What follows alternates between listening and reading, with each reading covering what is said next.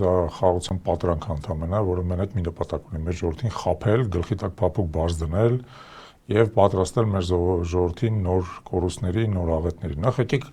հասկանանք այն, այսպես ասած, ժամանակավոր զինադադարը, որ մենք այս պահին ունենք, ինչ գնով է ձեռք բերվել, հա։ Ձեռք է բերվել Արցախի հանձնմամբ, որի համար մինչ այդ մենք 35 տարի պայքարում էինք, արուն էինք տալի, քրտինք էինք տալի, կյանք էինք տալի, նվիրում էինք տալի եւ այլն։ Արցախը հանձնվել է եւ այս իշխանությունը փորձում է ոչ միայն Արցախը հանձնել, այլև նրան մոռացության տալ։ Մոռացության, որովհետեւ երբևիցե ոչ մեկ չվերադառնա դրա մասին չխոսա։ Դա կներեք խաղաղության, եթե նույնիսկ դա բերել խաղաղության, շատ մեծ գին է, համաձայնվեք, հա։ Երկրորդը, ադրբեջանական զինված ուժերը գտնվում են Հայաստանի Հանրապետության տարածքում եւ մի վայրկյան նույնիսկ չեն մտածում դուրս գալու մասին, ընդհակառակը որտեղ նրանք գտնվում են, դիրքավորվում են, ամրաշինություններ են կառուցում, ճանապարհներ են կառուցում։ Վերջերս մենք Վարդենիսի համայնքում էին գտնվում, որ ամենատուժածներից մեկն է ադրբեջանական ագրեսիայից, որտեղ 22 թվականից սկսած ադրբեջանցիները պրակտիկորեն ամբողջ սահմանակիցով առաջ են եկել եւ գերիշխող դիրքեր են գրավել, բերել է բարի բուն իմաստով կյանքի խաթարման, այնտեղ գյուղեր կան, օրինակ Վերին Շորժան, որը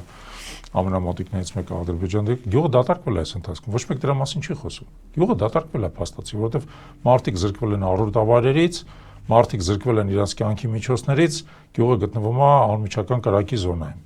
Նույնը ներքին հանդը Սյունիքում։ Մարդիկ զրկվել են իրենց գերեզմանոցից, իրենց եկեղեցուց, իրենց աղբյուրներից, թշնամին անմիջական նշանառության տակ է պահում գյուղը։ Եվ նորից եմ ասում, մի վայրկյան նույնիսկ չեն մտածում նահանջելու մասին, ամենուրեք ընդհակառակը դիրքավորվում են, ամրաշինվում են։ Իսկ կներեք, Գիրանցի մասին իշխանությունները ասում են երբևէ այսքան խաղաղ չի եղել, հա, հանձնելուց հետո, երբ որ սահմանակը եկան մտան գյուղ ադրբեջանցիները, իրենք ասում են երբևէ այսքան խաղաղ չի եղել։ Բայց մի բան ես ասում եմ, հիմա ամենախաղաղ տեղը Ստեփանակերտն է, որտեղ ինքը դատարկված է հայերից։ Եկեք Երևանը հանձնենք այդ նույն տրամաբանությամբ։ Դատարկվի հայերից, ինքը էլի խաղաղ կլինի։ Այսինքն պետք է հասկանալ ինչ է նշանակում խաղաղություն։ Եթե խաղաղությունը տեղի ունենում հանձնման, անձնատուր լինելու գնով, դա խաղաղություն չի, դա լրիվ ուրիշ բան է, հա։ Հիմա նույն կերպով, ասենք, տառացիորեն մեկ շաբաթ առաջ, հա, հայտնի դարձավ այն հրեշավոր դատավճիռների մասին, որ մեր 19 պատանդները ստացան Ադրբեջանում, բայց դա նույնիսկ բավարար չէր։ Ադրբեջանի բռնապետը հայտարարեց, որ նրանք նացիստներից էլ վատ են եղել։ Հիմա գնայք ինչ է նշանակում նրանք նացիստներից վատ են եղել, 19 հոգին, թե մենք բոլորս, որովհետև այդ նացիստական պիտակը նա փորձում էր կիրառել ամբողջ հայ ժողովրդի նկատմամբ։ Եվ նա հեռագնա է դա ասում։ Ով որ դա չհասկացավ, պետք է հասկանա, որ հենց Փաշինյանը, եթե հանկարծ Փաշինյանը վերընտրվի, այդ խոսույթը բերվելու է շրջանառության մեջ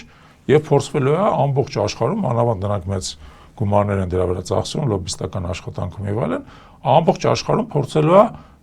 բան կարգած կերպար հիմա կերտվի, որ հայերը նացիստներ էին, հայերը ռազմական հանցագործություններ են անում եւ այլն, թեև ուղիղ հակառակն է, բայց այս իշխանությունը դրան չի հակադարձում։